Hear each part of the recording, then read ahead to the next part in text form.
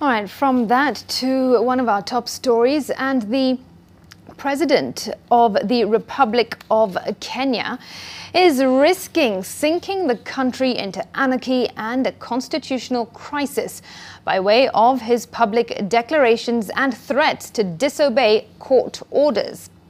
This is the reiteration of the Chief Justice and the Judicial Service Commission as the JSC further amplifies its voice in calling on President William Ruto and his deputy to cease their attacks on the judiciary. The Commission says it is ready to dialogue with the President, even as it has presented a report card on its performance in addressing complaints on judicial officers and processes in response to Deputy President Rigathi Gachagua. NTV's Olive Burrows brings us the latest in the back and forth and points out the crucial question that the Chief Justice did not respond to. The Judicial Service Commission walked down a corridor and occupied the front steps of the CBK Pension Towers, taking steps they deem fit, necessary and noble in light of threats the president has issued, indicating the executive would not follow court orders which it deems procured. Across the way from where they took a stand stands the president's Harambee House office, the destination of this message.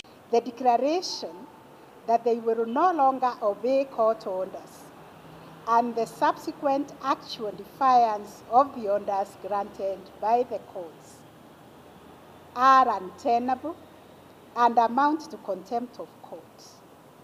And if this course is allowed to continue unabated, we are on the precipice of a constitutional crisis that can lead to untold civil strife.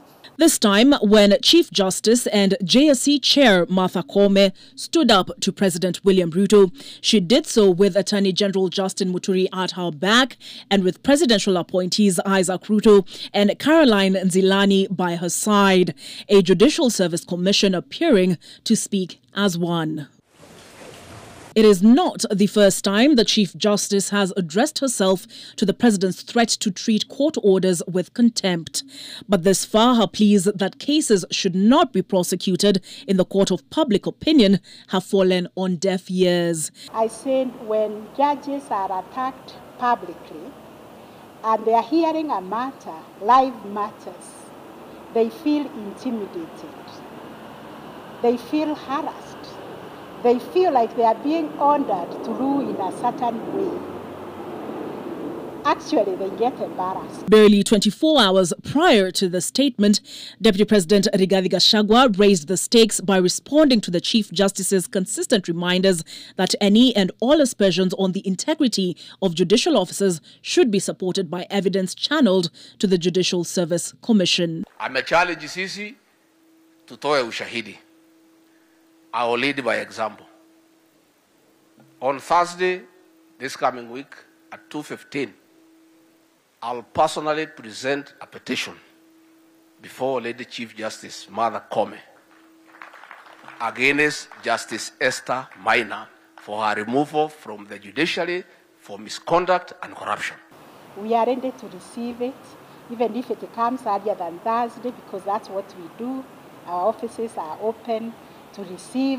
Even after hours, you can file online. She did, however, have this word of caution for the Deputy President. Even murder cases, when people are accused of murder, we don't condemn them and sentence them and convict them. We hear them. So even judges are human beings who deserve to be given an opportunity to be heard. And judges get hurt, especially when their names are dragged in public and they are condemned as corrupt and there is no evidence that has been presented to them to respond. And she took the time to respond to this challenge.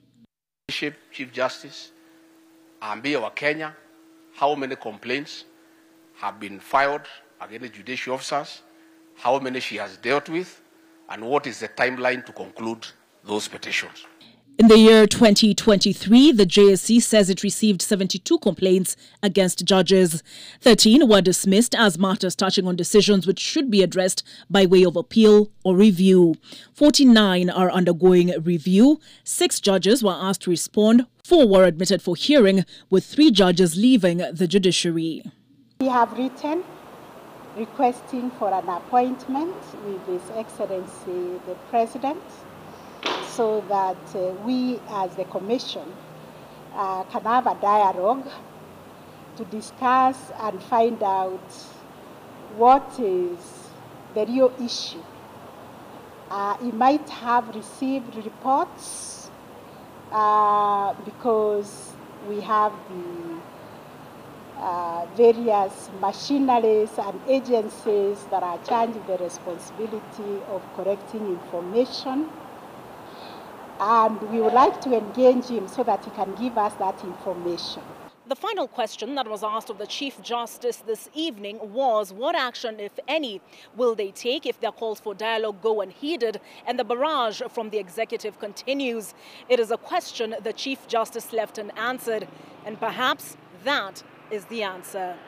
Olive Burrows, NTV.